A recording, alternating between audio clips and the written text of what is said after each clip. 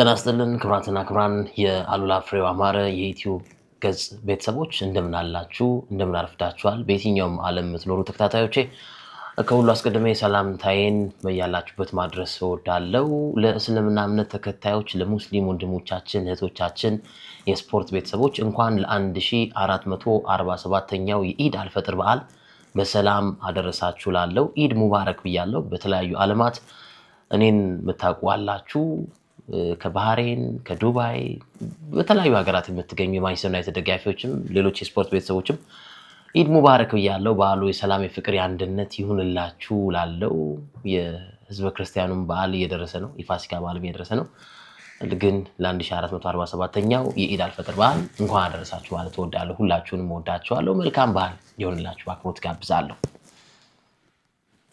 ወደ ዕለቱ ጉዳይ ያልፋለሁ ዛሬ የማንቸስተር ዩናይትድ እና የበርንማውዝን ጨዋታ የተመለከተ ሐሳቦችን እናደርሳለን ቪታሊቲ ላይ ምሽት 5 ሰዓት በአርብ ዕለት የሚከናወን የ31ኛ ሳምንት የእንግሊዝ ፕሪሚየር ሊግ ጨዋታ ይሆናል ግን ከሁሉ አስቀድሜ ቀደም ብዬ መናገር ፈልገው የማንቸስተር ዩናይትድ እና የኤቨርተን ጨዋታ በቀጥታ ስርጭት በትርታ ኤፍኤም 97.6 ጨዋታን ባስተላለፍኩበት ሰዓት ዕለት ከአድማጭ የሚመጣ ጥያቄ ሶፊ ያነባል አሉቲ የምታገባት ሴት ምን አይነት ናት የሚል ጥያቄ ይጠይቀኛል እኔ በዚህ ወቅት የማንቸስተር ዩናይትድ ደጋፊና የኦርቶዶክስ እምነት ተከታይ ካልሆነች አላገባም የሚል ምላሽ ሰጥቼ ነበር በወቅቱ አሉቲ ግንቦት 16 የምታገባት ባለቤት የማን ደጋፊ ናት የማንቸስተር ያራው እሺ የማንቸስተር ናት እንዴ እኔ የፈለገ ነገር ቢሆን የማንቸስተር ደጋፊ ካልሆነች አላገባት መስፈርቱ አዎ እንዴ ግድ ፍቅርስ አረ ፍቅር እንዴ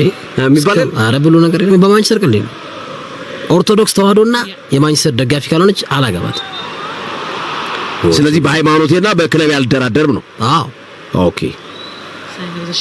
ህይወት ነው አግርምዬ እኮ ማለት እኔ አሁን ብዙ ሙስሊም ጓደኞች አሉኝ መወዳቸው ፕሮቴስታንት ጓደኞች አሉኝ ና ፍሬንድሺፕ ነው በቃ ይሄ በሰው ስታንድ በጣም ቤተሰብ ያደርጋል እግር ኳስ ግን ያንተ ላይፍ ደግሞ ግዴታ ያስገድዳል ስለዚህ በእምነት ከኔ ጋር የምትመሳሰልና በደጋፊነት ከኔ ጋር የምትመሳሰል መሆን አለባት አዎ እና ከዚህ ፕሮግራም መጠናቀቅ በኋላ ከቀናቶች በኋላ ልክ ካፍ የሞሮኮን ዋንጫ ከሴኔጋል ነጥቆ ሞሮኮን እንደሰጠ እናስታውሳለና እንደዚህ አይነት ዲሌ ካለው በኋላ የኢትዮጵያ መገናኛ ብዙሃን ምክር ቤት ክስ አቅርቦብኛል ወይም ማብራሪያ ስጥ የሚል ጥያቄ አድርሶብኛል መጋቢት 7 ይላል ለትርታ ኤፍኤም 97.6 አዲስ አበባ ይላል እና ጉዳዩ ይላል የኢትዮጵያ መገናኛ ብዙሃን ምክር ቤት ወይም ኢትዮ ሚዲያ ካውንስል ጉዳዩ በሲዲ ስፖርት ፕሮግራም ላይ ቀረበን ቅሬታ በተመለከተ ማብራሪያና ምላሽን መጠየቅን ይመለከታል ይላል የኢትዮጵያ መገናኛ ብዙሃን ምክር ቤት በስነ ምግባር የታነጸ በኃላፊነት ስሜት ህዝብን የሚያገለግል ሚዲያ በሀገራችን እንዲጎለብት የሚሰራ ተቋም ሲሆን በመገናኛ ብዙሃን አዋጅ 1238 ህዝባር 2013 መሰረት በህግ ተመዝግበው ፍቃድ የወሰዱ ከ120 በላይ የህዝብ የንግድ የማህበረሰብ መገናኛ ብዙሃን የበይነ መረብ ሚዲያዎችና የጋዜጠኞች ሙያ ማህበራትን በአባልነት በማቀፍ የእርስ በርስ ቁጥጥር ስርዓትን ተግባራዊ ያደረገ የሚገኝ ተቋም ነው ይላል በሬዲዮ ጣቢያችሁ የካቲት 17 2018 በሲዲ ስፖርት የቀጥታ ስርጭት ፕሮግራም ላይ ተላለፈው ይዘት ዙሪያ ለኢትዮጵያ መገናኛ ብዙሃን ምክር ቤት ቅሬታ ቀርቧል በእለቱ በነበረው ስርጭት ላይ የፕሮግራሙ ተባባሪ አዘጋጅ ጋዜጠኛ አሉላ ፍሬው ለትዳር የሚመርጣት ሴት የኦርቶዶክስ እምነት ተከታይና የማንቸስተር ዩናይትድ ደጋፊ መሆን አለባት በሚል በሰጠው አስተያየት ሚዲያን እንደ ግል ፍላጎት መገለጫ መድረክ በመጠቀም አድላዊና ለጥላቻ መንገድ የሚከፍት ነው በሚል ቅሬታ ቀርቦበታል አድላዊና ለጥላቻ መንገድ የሚከፍት ነው በሚል ቅሬታ ቀርቦበታል በወቅቱ ያልኩት እኔ ምንድነው ማገባት ሴት የማንቸስተር ዩናይትድ ደጋፊና ኦርቶዶክስ እምነት ተከታይ መሆን አለባት ነው ያልኩት ሌላ አላልኩም አታግቡ የኦርቶዶክስ እምነት ከሆነች አላልኩም የማንቸስተር ዩናይትድ ደጋፊ ካልሆነች አታግቡ አላልኩም ይቀጥላል የምክር ቤቱ የግልግል ዳኝነት ክፍልም ጉዳዩን መርምሮ ምንም እንኳን ጋዜጠኛው የግል ምርጫውን የገለጸ ቢሆንም የሚዲያ አጠቃቀም ሙያዊ ስነ ምግባርን የተከተለ መሆን እንዳለበት ያምናል ስለሆነም እንዲህ ያሉ አስተያየቶች ሲተላለፉ የሚዲያው ኤዲቶሪያል ፖሊሲ እና የጋዜጠኞች የጥንቃቄ ደረጃ ሲታይ እንደሚገባው ምክር ቤቱ ያምናል ተቋማቸው የቀረበውን ቅሬታ አይቶ ይህ ደብዳቤ ከተላከበት ከመጋቢት 7 2018 ዓመተ ምህረት ጀምሮ ባሉት 3 የሥራ ቀናት ውስጥ በጽሁፍ ምላሹን እንዲያሳውቅ እንጠይቃለን። የኢትዮጵያ መገናኛ ብዙሃን ምክር ቤት ሚዲያ ካውንስል ይላል። እንግዲህ በሬዲዮ ፕሮግራሞች ላይ ስለ ትዳር እኮ ፕሮግራም የለም እንዴ? ትዳር አገናኝ ፕሮግራም የለም? ረጅም፣ አጭር፣ ስራ ያላት የሌላት፣ የኦርቶዶክስ እምነት ተከታይ ሆነች፣ ፕሮቴስታንት፣ እስልምና የምትከተል፣ ቁመቷ ከፍ ያለ፣ ልጅ ቢኖራትም ባይኖራትም ችግር የለም የሚል ፕሮግራም አለ እኮ ትዳር አገናኝ ፕሮግራም። ይሄ ፕሮግራምስ ከዛ በተጨማሪ እኔ በስለት ስወጋ የተለያዩ አካላት ፖሊስ ጣቢያ ሲያንከራትቱን ክስ ሲመሰረትብን እኛን ጨምሮ እነ ሲዲ ስፖርት፣ እነ ግርምሽ፣ እነ ሶፊ ይሄ ሚዲያ ካውንስል የት ነበር? አሁን እኔ የኦርቶዶክስ እምነት ተከታይ የሆነች እና የማንቸስተር ዩናይትድ ደጋፊ ካልሆነች አላገባም በማለቴ ሄት ስፒች ነው የጥላቻ ንግግር ነው ብሎ ቅሬታ ምላሽ ስጥ የሚልበት አፍ አላችሁ። እኛ ስንሰደድ፣ እኛ ስንደበደብ፣ በስለት ስንወጋ፣ ስንከሰስ አቤት ብላችኋል። ለጋዜጠኛ ቆማችኋል። ከየት ነው ፈቃዱ የምታገኙት? ራሱ ይሄ ፍጹም ልክ አይደል ብዬ አስባለሁ። እና በተለይ የኦርቶዶክስ እምነት ተከታዮች ይህንን ቪዲዮ አሰራጩት። እኔ ሄት ስፒች አላቀረብኩም። መግቢያ ላይም ለኦርቶዶክስ ለሙስሊም ማህበረሰብ እንኳን አደረሳችሁ ብያለሁ። እና አንዳንዴ የኢትዮጵያ መገናኛ ብዙሃን ምክር ቤት ይሄ ተቀባይነት ይኖረዋል? አይ ዶንት ቲንክ ሶ። እኔ ለህዝቡ ነው የምሰጠው ይሄን መልስ። ሄት ስፒች እኔ የአንዱን ሪሊጅን አላበላለጥኩም። ይሄ ያንሳል ይሄ ይበጣል አላልኩም። እና መግቢያ ላይ ይሄን ላንሳ ብዬ ነው። ክቡራን ተመልካቾች ምንም ማለት በዚህ ጉዳይ ላይ ምንም አይነት ምላሽ የምሰጥ አልሆንም። ኤኒዌይ ወደ ጉዳይ እንለፍ። ማን ዩናይትድ ወደ ቪታሊቲ አቅንቶ ከበርንማውዝ ጋር ጨዋታውን ያደርጋል። አርብ ምሽት 5 ሰዓት ለሚከናወን ጨዋታ ነው። በዚህኛው ሳምንት ካራቦ ካፕ የፍጻሜ ጨዋታ የሚደረግበት ዕለት ነው። ሌሎች መርሃ ግብሮችን በፕሪሚየር ሊጉ ይቀጥላሉ። በሚያስገርም ሁኔታ ግን ማንቸስተር ዩናይትድ ይህንን ጨዋታ ከበርንማውዝ ጋር የሚያደርገውን ጨዋታ ከተጫወተ በኋላ 24 የረፍት ቀናት አሉት። ክቡራን አድማጮች ተመልካቾች 24 የረፍት ቀናት። ሊድስ ዩናይትድን በቲያትር ኦፍ ዘ ድሪምስ ሲገጥም ማንቸስተር ዩናይትድ ከበርንማውዝ ጨዋታ ጋር ያለውን ጋፕ ስናነጻጽረው 24 የረፍት ቀናት አሉት። በዚህ መሀል የኢንተርናሽናል ብሬክ የሀገራት ጨዋታዎች አሉ፣ የኤፍኤ ካፕ ጨዋታዎች አሉ እና ለ24 ቀናት ከሜዳ የሚገለልበት ፊክስቸር ነው ከነገው መርሃ ግብር በኋላ። ዩናይትድ 3ኛ ደረጃ ላይ ነው፣ በርንማውዝ 10ኛ። በርንማውዝ 41 ነጥቦችን ሰብስበዋል፣ 54 ነጥቦችን ሰብስበዋል ማንቸስተር ዩናይትድ። በርንማውዝ 44 ጎል ተቆጥሮበታል፣ ማን ዩናይትድ 54 ጎል አስቆጥሯል። በርንማውዝ 44 ጎል አስቆጥሯል፣ ሶሪ። በአንጻሩ 46 ጎል ሲቆጥርበት ማንቸስተር ዩናይትድ 41 ጎሎች ተቆጥሮበታል። ሁለቱም አንድ ክራይቴሪያ ያመሳስላቸዋል። በርንማውዝም ማንቸስተር ዩናይትድም እየመሩ ነጥቦችን ያባከኑ ቡድኖች ናቸው። በዘንድሮ ዓመት በፕሪሚየር ሊጉ ዩናይትድ 14 ነጥቦችን እየመራ ወይ ተሸንፏል ወይ አቻ ወጥቷል። በርንማውዝም እንዲሁ 18 ነጥቦችን አባክኗል። ከዛ በተጨማሪ ሁለቱም እኩል ደረጃ ላይ የሚያስቀምጣቸው ሁለቱም ከሉዚንግ ፖይንት ወይም እየተመሩ ነጥቦችን ይዘዋል። እየተመሩ ሁለቱም ነጥቦችን አግኝተዋል። 15 ነጥቦችን ጌን አድርገዋል። በርንማውዝም ማንቸስተር ዩናይትድ ከመመራት ተነስቶ ወደ አቻነት፣ ከመመራት ተነስቶ ወደ አሸናፊነት። ይሄ ሁለቱን አንድ የሚያደርጋቸው ክራይቴሪያ። እዚህ ጨዋታ ላይ እንግዲህ ዩናይትድ የአውሮፓ ቻምፒዮንስ ሊግ መንገዱን ለማስጠበቅ ከአስቶን ቪላው ድል በኋላ አልጋ ባልጋ የሆነነትን የቻምፒዮንስ ሊግ መንገድ ለማስቀጠል፣ በርንማውዝ ደግሞ በአንዶኒ ራዮላ የተመራ ከተቻለ ኮንፈረንስ ሊግ የዩሮፓ ሊግን እያለም የሚያደርገው ጨዋታ ይሆናል። በርንማውዞች እንግዲህ ባለፉት 5 ከማንቸስተር ዩናይትድ ጋር ባደረጓቸው ጨዋታዎች አልተሸነፉም። 2 ጨዋታዎችን ድል አድርገዋል፣ 3 ጨዋታዎችን ደግሞ አቻ ወጥተዋል እና በርንማውዝ ባለፉት 5 ጨዋታ ከማንቸስተር ዩናይትድ ጋር ሲጫወቱ ያስቆጠራቸው የጎል ብዛት 13 ነው። ግን ከ5ቱ ጨዋታ በፊት በርንማውዝ ማንቸስተር ዩናይትድን በገጠመባቸው 12 መርሃ ግብሮች ያስቆጠራቸው የጎል ብዛት 10 እና ኢን ሪሰንት ማች 5 ጌሞች ላይ በርንማውዝ እና ዩናይትድ ሲጫወቱ የበርንማውዝ ጎል ማስቆጠር ስንመዝነው 13 እና ካለፉት 12 ከዚህኛው የ5 ጨዋታ በፊት ካለፉት 12 መርሃ ግብሮች በርንማውዝ ያስቆጠረው 10። ስለዚህ ኢን ሪሰንት ጌም ሁለቱም ጎል አስቆጣሪ ናቸው። በርንማውዝ ደግሞ ጎል በማስቆጠር የሚታማ ቡድን አይደለም። የመጀመሪያው ዙር ጨዋታ ሁለቱ ክለቦች መካከል ሲከናወን የአመቱ ምርጥ የፕሪሚየር ሊግ ጨዋታ ከተባሉት ውስጥ የሚጠቀሱ ናቸው። 4-4 የተጠናቀቀ መርሃ ግብር ነው። የምሽት ጨዋታ ነበር። አንቷን ሴሜኒዮ በበርንማውዝ ማሊያ ሆኖ ያደረገው ጨዋታ እንደነበር እናስታውሳለን። 4 ያለበቀበት መርሃ ግብር ነውና ቁጭ ብድግ የሚያስብል ሰኞ ቀን የተደረገ ጨዋታ እንደነበር እናስታውሳለን። የአርቡስ ጨዋታ በምን አይነት መልኩ ይደረጋል አብረን የምንመለከተው ይሆናል። ዩናይትድ ባለፉት 8 ጨዋታዎች በወደ ቪታሊቲ አቅንቶ ከ8 ጨዋታዎች የተሸነፈው በ2 ነው። 4 ማሸነፍ 2 ጨዋታ ደግሞ አቻ ወጥቷል። ነገስ የቪታሊቲ ውስጥ መርሃ ግብር በምን አይነት መልኩ ይቃኛል? ጥሩ ሪከርድ ነው። ከ8 ጨዋታ 2 መሸነፍ 4 ማሸነፍ 2 አቻ፣ ቢያንስ ሀፉን አሸንፏል ዩናይትድ። በርንማውዞች በአርብ ምሽት ያደረጓቸውን ያለፉትን 4 ጨዋታዎች ስንመለከት ከ4ቱ ጨዋታዎች 3ቱን ድል አድርገዋል። በእርግጥ በዘንድሮ ዓመት በመጀመሪያው ሳምንት በሊቨርፑል የደረሰባቸው የ4-2 ሽንፈት እንዳለ ሆኖ ግን አርብ ምሽት የሚደረጉ ጨዋታዎች ለበርንማውዝ ገዳም ናቸው። አሸንፈዋል። ከ4ቱ 3ቱ ድል አድርገዋል። ከዛ በተጨማሪ ዩናይትድም ደግሞ አርብ ዕለት ያደረጋቸውን ጨዋታዎች ስንመለከት ከ5 መርሃ ግብሮች ዩናይትድ አርብ ዕለት ያደረገውን መርሃ ግብር አንዱን ብቻ ነው ድል ያደረገው።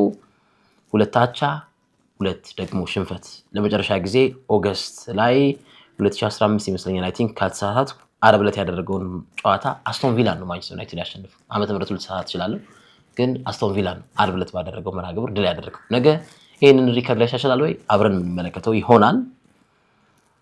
በርንማውዞች ያለፉት 4 ጨዋታዎቻቸው በአቻ ውጤት የተመዘገቡ ናቸው። ከ3ቱ መርሃ ግብሮች ደግሞ ጎል አልባ ያቻ ውጤት ናቸው። 0-0 የተጠናቀቁ መርሃ ግብሮች እንደሆኑ መናገር ይቻላል።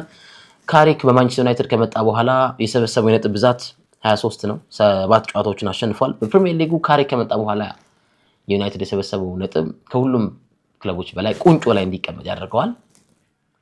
ያው ለእናንተ ተወዋለሁ። ካሪክ ይቀጥል አይቀጥል፣ ይሰናበት ይቀጥል፣ በኮቺንግ ስታፍ ውስጥ ይያዝ የሚለውን ነገር ለእናንተ ተወዋለሁ። የምጠይቀው ጥያቄ ነው።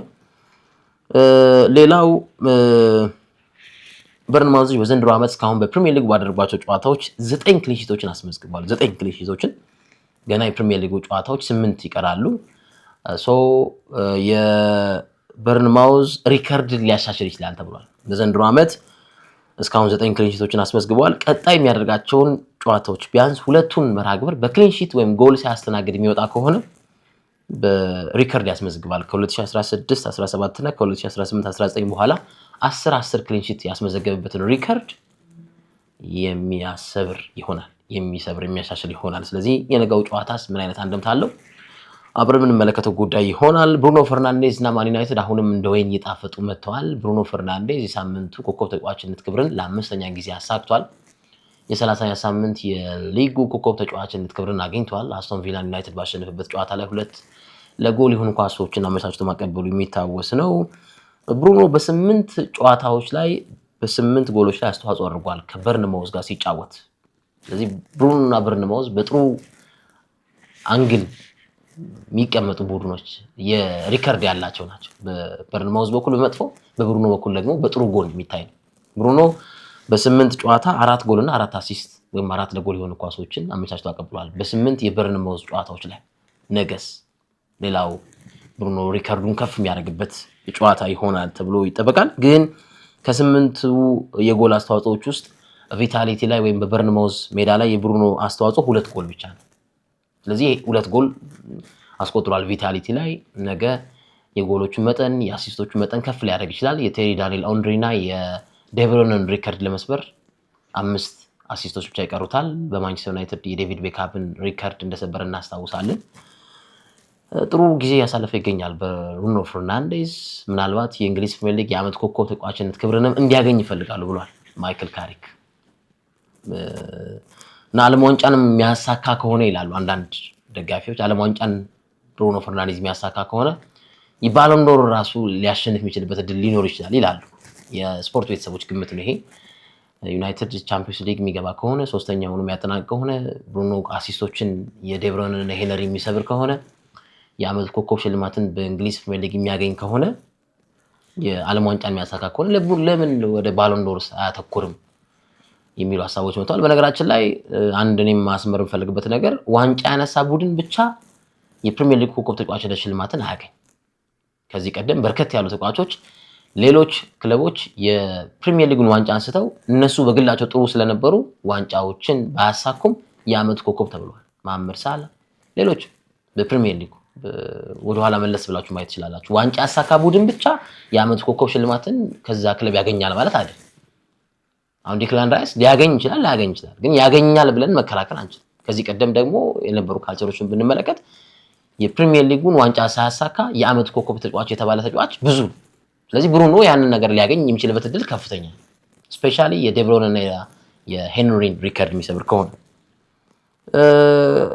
ከዛ በተጨማሪ ብሩኖ ፈርናንዴዝ እና ካስሜሮ ያላቸው ውህደት፣ ካስሜሮ በአንድ የውድድር ዓመት ያስቆጠራቸውን የጎል ብዛት 7 አድርሷል። በላሊጋው በሪያል ማድሪድ ማሊያ በነበረበት ጊዜ ነው 6 ጎሎችን ያስቆጠረው፣ 7 አድርሷል። እና